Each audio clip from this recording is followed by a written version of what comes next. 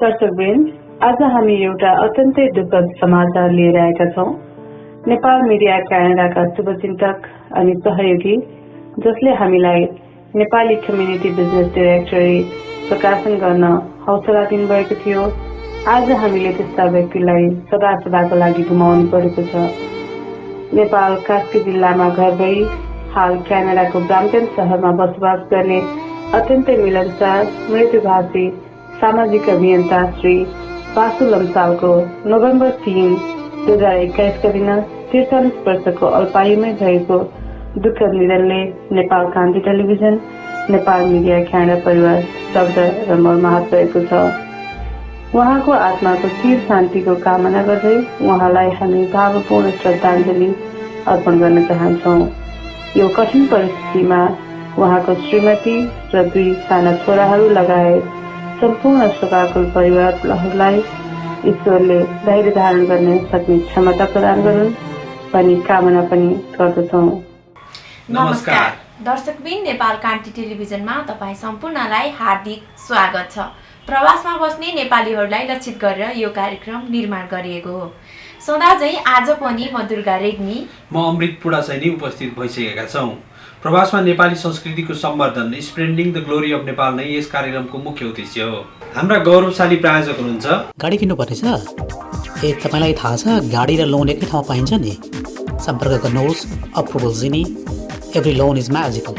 Trusted broker of our community, Mr. Madan Chetri, MICE. Please call 416-725-5185, Everest Realty Brokerage Limited. नेपालको शुभ बिहानीसँगै टोरन्टोको समयअनुसार शुक्रबार साँझ 7 बजे हामी तपाईहरु सामु उपस्थित भइसकेका छौं। क्यानाडामा बसोबास गर्दै आएका नेपाली कम्युनिटीका व्यक्तिहरूद्वारा सञ्चालित बिजनेसहरू, कम्युनिटी अर्गनाइजेसनहरू, प्रोफेसनलहरूका साथै नेपाली कम्युनिटीका सदस्यहरूले दिनुभएको हौसलाले नेपाल मिडिया क्यानाडा तपाईहरु समक्ष नेपाल क्रान्ति टेलिभिजन लिएर आउन हामी सफल भएका हौं। अनुपम प्राकृतिक छटाहरूले भरिपूर्ण देश हो हाम्रो देश नेपाल। नेपाल पवित्र तीर्थस्थल हो। नेपाल देवभूमि हो, तपोभूमि हो। हजुर, गत कार्यक्रममा प्रसिद्ध धार्मिक तथा पर्यटकीय स्थल सोलुखुम्बु जिल्लामा पर्ने दुधकुण्डको मनमोहक अनि रोमाञ्चक यात्रा प्रस्तुत गरेका थियौं। त्यसैको बाँकी भाग अबको क्रममा। बादलको समानान्तर रेखा मुनि बस्ती, कतै खुल्ला आकाश मुनि हरियाली, फेरि कतै सिमसिम पानी, कतै बादल भित्रको अर्कै संसार, कहीँ कतै केही नदेखिने गरी हामी कुहिरो भित्रै हरायौं। यात्राको मजा बेग्लै भयो।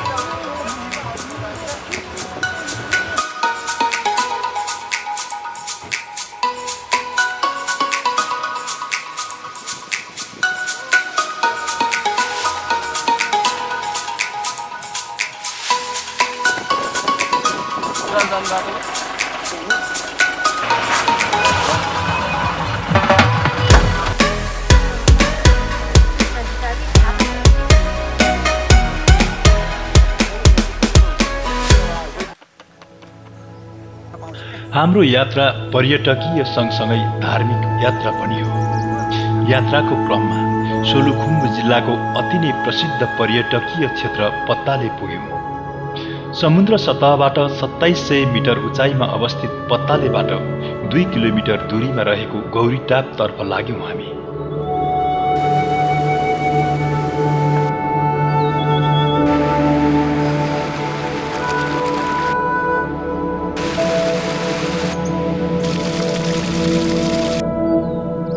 गौरी गाईको टाप अर्थात् गोडा रहेको स्थान, जहाँ शिव, पार्वती र गणेश भगवानले तपस्या गर्ने पवित्र देवभूमि। यहाँको दर्शनले मात्र पनि सन्तान प्राप्त हुने जनविश्वास रहिआएको छ। यही गौरी टापमा लौरेश्वर बाबाको आश्रम रहेको छ। गौरी टाप नेपाल सरकारबाट धार्मिक प्रयोजनको लागि स्वीकृत भएको स्थान। यात्राको पहिलो रात हामीले लौरेश्वर बाबाको साथ गौरी टापमा विश्राम गर्यौं। लौरेश्वर बाबा 12 वर्षको अथक साधना पश्चात नेपालका प्रसिद्ध धार्मिक स्थलहरूको खोज तथा अनुसन्धानमा निरन्तर सक्रिय रहँदै आउनु भएको छ।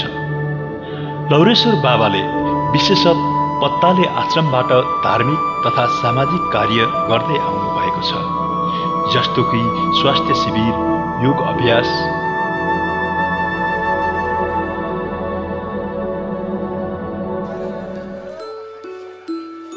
यात्राको दोस्रो दिन पत्तालेबाट सल्लेरीतर्फ लाग्यौं।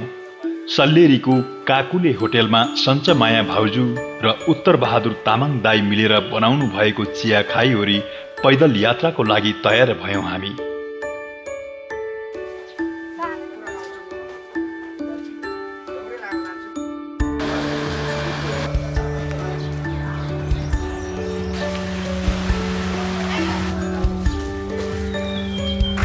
सिमसिम पानी, जाडो मौसम, हिलाम्मे बाटो, गरुङको भारी र पनि मनमोहक प्रकृति, आनन्दित क्षण।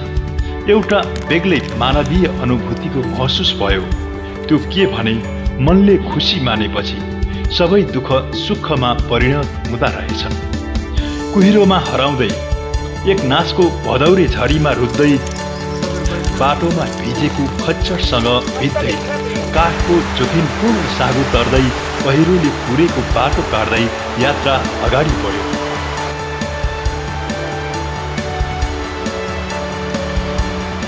राज्यले नदेखेको तर सदियौंदेखि विकासको पर्खाइमा बसेको अद्भुत पर्यटकीय सुन्दर क्षेत्र सोलुको यात्रा आफैमा रोमाञ्चिक थियो।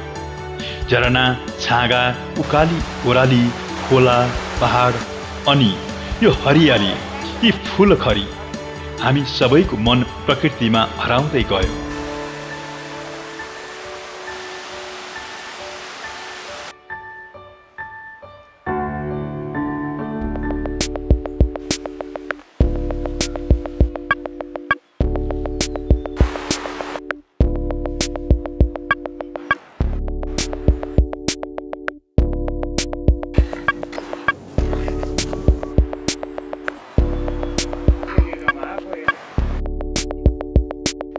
दुर्लभ एवं मूल्यवान विभिन्न प्रजातिका जडीबुटीहरू पाइने महत्त्वपूर्ण स्थान हो सोलुखुम्बु जिल्ला।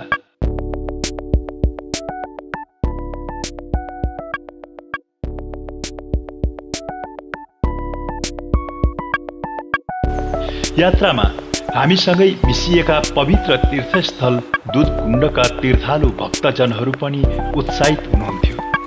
यात्रामा कति पनि थकाइको अनुभव नगरी हामी करिब 3 बजे रिङ्बु पुग्यौं। खोला, झरना र त्यस्ता चाहिँ रुखहरू, कोणधारी जङ्गलहरू, फुलहरू, यहाँका चाहिँ यो आलुचा भन्ने फलफुलहरू, स्याउहरू, यहाँका विभिन्न चिजहरू खाँदै हामी मन लिँदै यो टिमुरको बास्ना लिँदै हामी चाहिँ हिँडिरहेका छौँ। रिङ्बु दुधकुण्ड यात्राको अन्तिम गाउँ हो। यसपछि हामीले बस्ती भेट्दैनौँ, त्यसैले चिया खान रिङ्बुमा केही समय बस्यौं। रिङ्बुमा चौरीको चिजको स्वाद लियौं। यो क्षेत्रलाई चाहिँ जो हुनुपर्ने विकास हुन सकिरहेको छैन र विदेशीहरू विदेशदेखि लिएर स्वदेश नेपालमै पनि यसको चाहिँ प्रचार नभएको कारणले गर्दा यहाँको चाहिँ अलिकति पर्यटकीय क्षेत्र, धार्मिक क्षेत्रको चाहिँ विकास हुन नसकिरहेको अवस्था छ। केही समयको विरामपछि यात्रा अघि बढी नै रह्यो। दिन ढल्कँदै गयो। समयले 5:30 बजेको जनाउ दिएपछि केरुङ पाटीमा नै बस्ने निर्णयमा पुग्यौं हामी। यात्राको दोस्रो रात हामीले केरुङ पाटीमा बितायौं। तेस्रो दिन झिसमिसे बिहानै गन्तव्यमा लागिहाल्यौं। हामीलाई ढिलो गर्नु थिएन, किनभने आज दुधकुण्ड पुग्नै पर्नेछ। कुनै हलिउड चलचित्रका काल्पनिक दृश्य भन्दा पनि कमी थिएनन् यहाँका मनोरम प्राकृतिक दृश्य। एक तमासले हिँडेको कुहिरोले लाग्छ कोणधारी जङ्गलको पहरेदारी गर्दैछ। मानव यो उसको दैनिकी हो। हामी उकालो चढ्दै गयौं। साथमा लौरेश्वर बाबा पनि हुनुहुन्छ।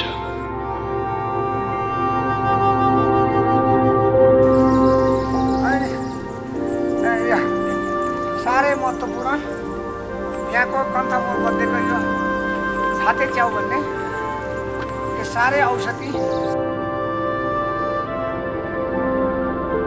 उकालो यात्रा, थकित शरीर तर आनन्दित अनि चञ्चल मन। दर्शकबिन, अहिले दुधकुण्डको यात्राको क्रममा हामी सल्लेरीदेखिबाट पैदल हिँडेर एक दिन र एक बिहानको यात्रा देउरालीसम्मको तय भएको छ।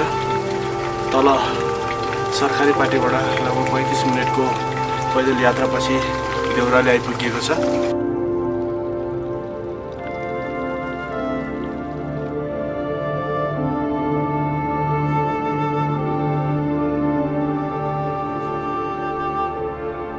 यी र यस्तै दृश्यले त नेपाललाई सुन्दर बनाएको हो नि।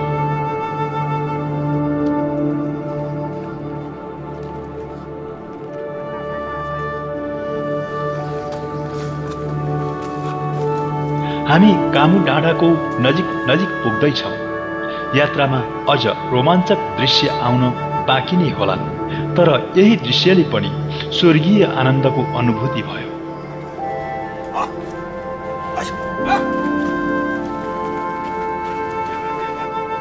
सबैले एकपटक पुग्नै पर्ने ठाउँ रहेछ त्यस मानेमा हामीले आफूलाई भाग्यमानी महसुस गर्यौँ। दर्शकबिन साँच्चै नै नेपाल हेर्नुहोस् त, प्राकृतिक छटाले कति भरिपूर्ण छ। अहिले हामी समुद्र सतहदेखिबाट 3800 मिटरको उचाइमा कामु डाँडा भन्ने स्थानमा आइपुगेका छौँ। यात्रामा मौसम अनुकूल रह्यो। कामु डाँडामा आइसकेपछि सबैलाई रोचक, अनुपम र सुन्दर दृश्यले आकर्षित गर्दो रहेछ।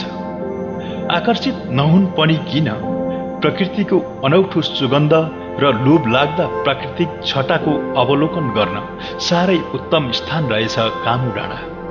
यस स्थान छाडेर कतै जाने मन नहुँदा नहुँदै पनि कौतूहलता र उत्सुकता साथ हामी अगाडि बढिरह्यौँ।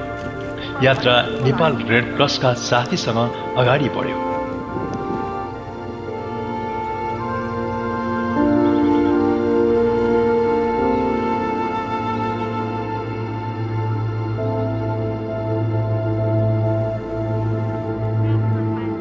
नेपालको हिमाली क्षेत्रमा पाइने चौरी गाई अनि चौरी गाईको दूधबाट बनेका छुर्पी, चीज, घिउ जस्ता परिकार मन नपर्ने कुनै होला र।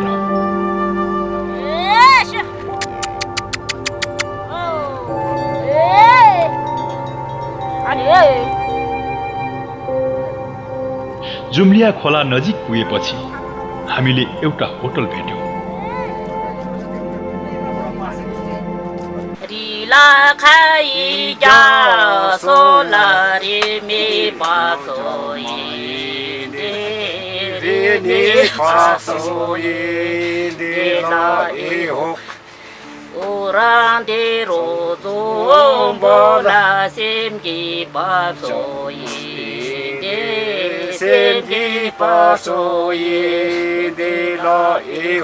रिला खाई भनेको चाहिँ माथि हिमालमा हिउँ परेको। हिमालमा उतार्नलाई हिमालमा हिउँ पर्यो। पालो छुटेर लोन अनि धेरै जाऊ भनेको चाहिँ हामी सबै यता भेटेर गफसप गर्नु पायो, रमाइलो गर्नु पायो। अनि त्यही हो। साँच्चै शेर्पाली दाजु र भाउजूको हृदय कति सफा छ, कुनै छल कपट छैन। शेर्पाली दाजु भाउजू प्रति नमन, सिधा, सरलता, शिष्टता अनि सेवा सोलुवासीको विशेषता नै रहेछ।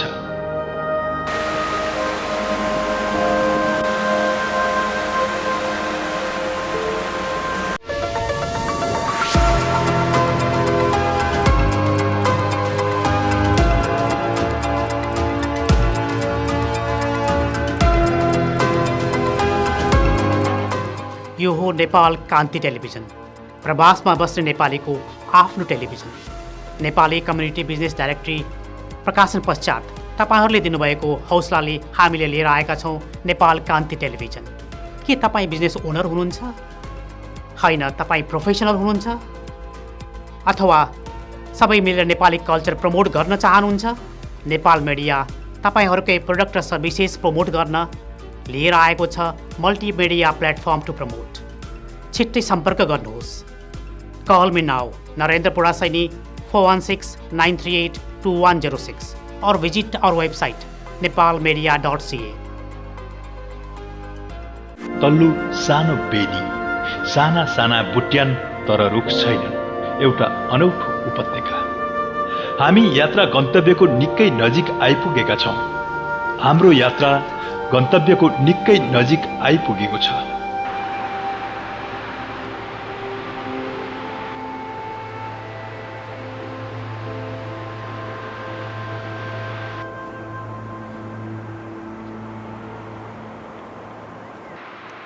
$3,950 मिटरको उचाइमा रहेको सहर्ष बेनी, जहाँबाट दुधकुण्ड जान जम्मा जम्मी 3 घण्टा। अहिले हामी चाहिँ 3950 मिटरको उचाइमा छौँ। यहाँ चाहिँ नेपाल रेड क्रस सोसाइटी टाकसिन्धुले चाहिँ एउटा प्राथमिक उपचार को लागि स्वास्थ्य शिविर सञ्चालन गरिरहेको छौँ र अब तपाईँहरू यहाँबाट करिब 3 घण्टा हिँडेपछि दुधकुण्ड पुग्नुहुन्छ।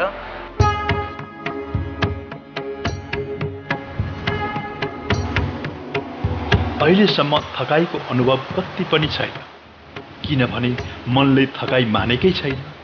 यी सुन्दरताको अगाडि शारीरिक थकाइले कति पनि बाधा गर्दो रहेनछ, यस्तै अनुभव भयो। यो वर्षातको मौसममा पनि हामीले सम्भव भएसम्म क्यामेरामा सुन्दर अनि सफा दृश्य कैद गर्न सफल भयौँ। प्रकृतिको अनेक रूप, प्राकृतिक ध्वनि, प्रदूषण अनि कोलाहल मुक्त वातावरण, साँच्चै बेग्लै संसारको बेग्लै अनुभूति।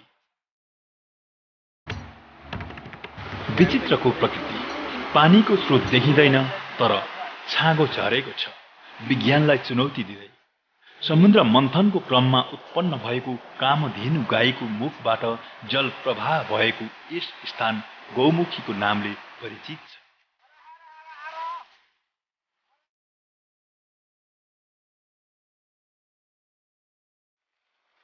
घाम डुब्दै थियो, आधा धरती झलमल्ल हुँदा आधा भने अँध्यारोको तर्खरमा थियो।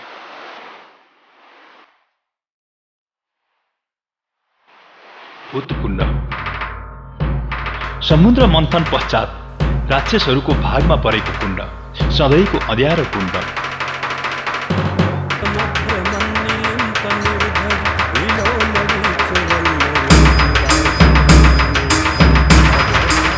हामी यात्राको निकै नजिक छौँ। जलाशयले भरिएको चित्रकारको काल्पनिक दृश्य झैँ हिमालको फेदमा अवस्थित पवित्र धार्मिक एवं पर्यटकीय स्थल दुधकुण्ड हामी सम्पूर्ण नेपालीको गौरवको कुण्ड।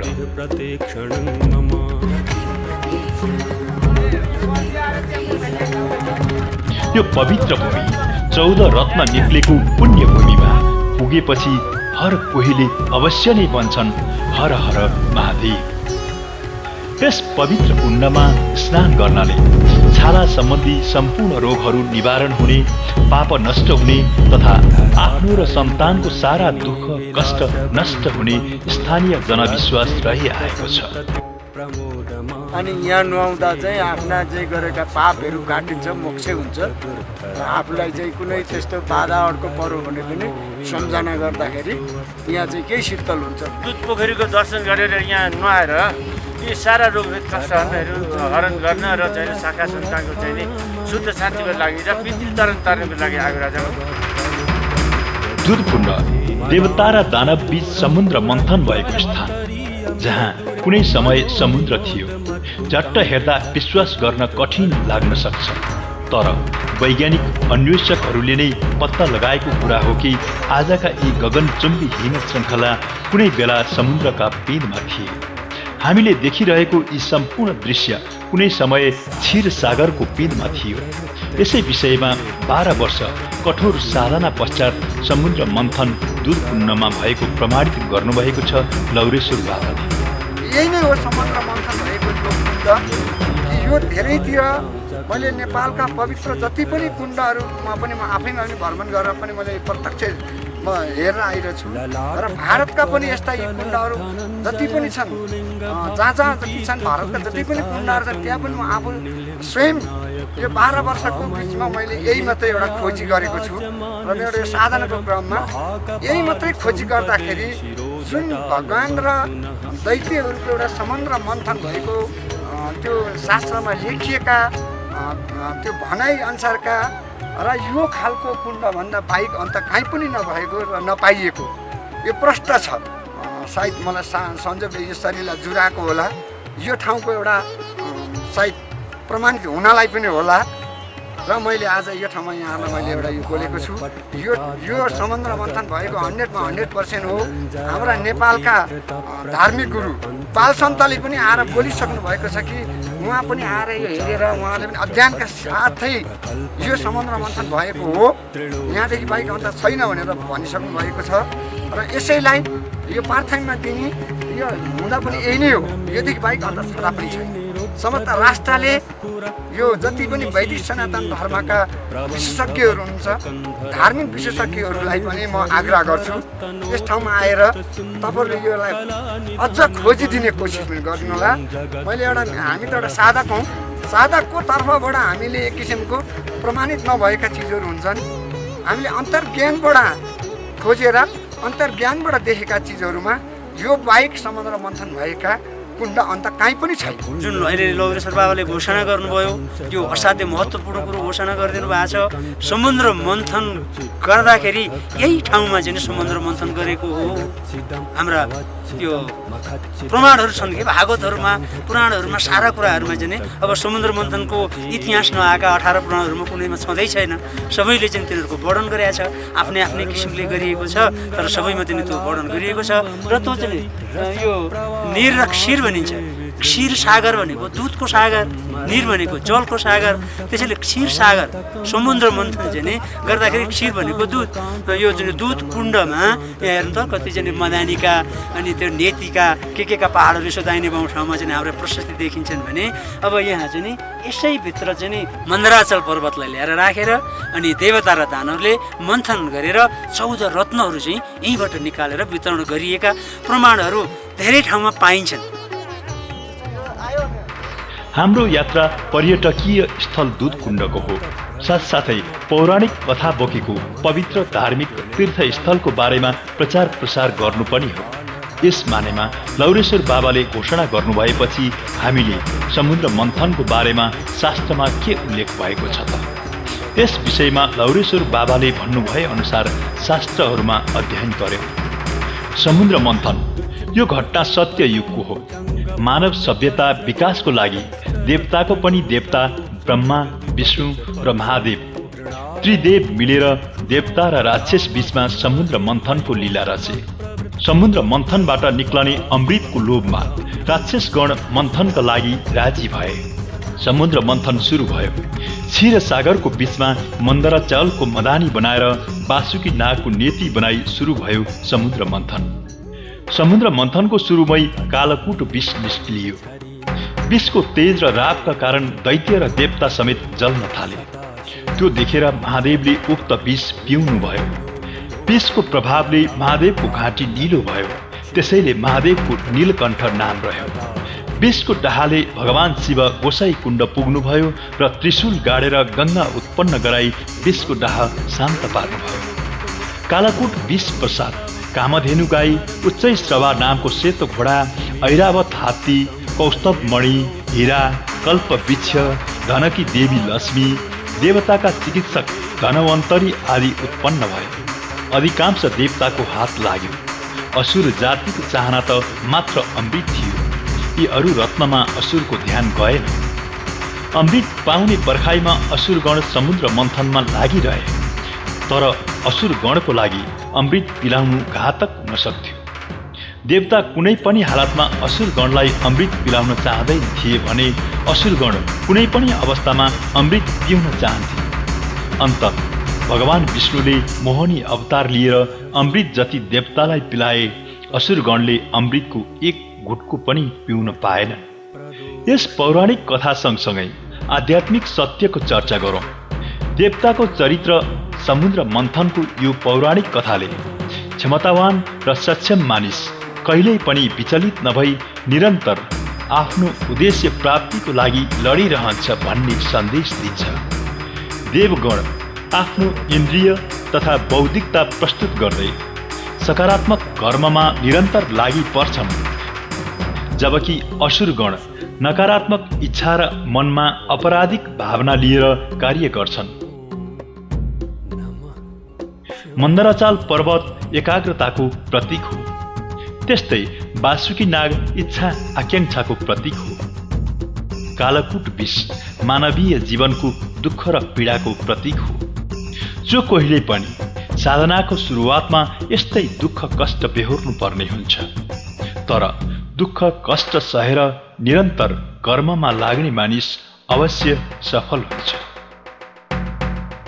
इच्छा र तत्परताका प्रतीक हुन् महादेव, जो साधना र तपस्या गर्नेहरूलाई आउन सक्ने विघ्न बाधाहरू हटाउन तथा मस्तिष्कलाई नियन्त्रण गर्ने सन्देश दिन्छन्।